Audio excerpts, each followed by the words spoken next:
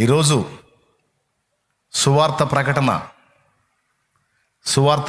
మత ప్రచారం అని ద్వేషిస్తున్నారు. ఈ సువార్త ప్రకటించడం వలన అనేక జీవితాలు మార్పు చెందటం వలన దేశానికి సమాజానికి ఎంత మేలు కలిగిందో తెలుసా?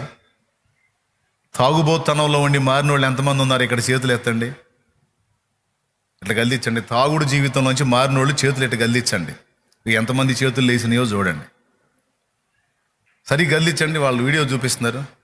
అయ్యో ఎన్ని చేతులు లేచి చూపుతున్నారో చూడండి. తాగుడు జీవితంలోంచి విడుదల పొందిన వాళ్ళు.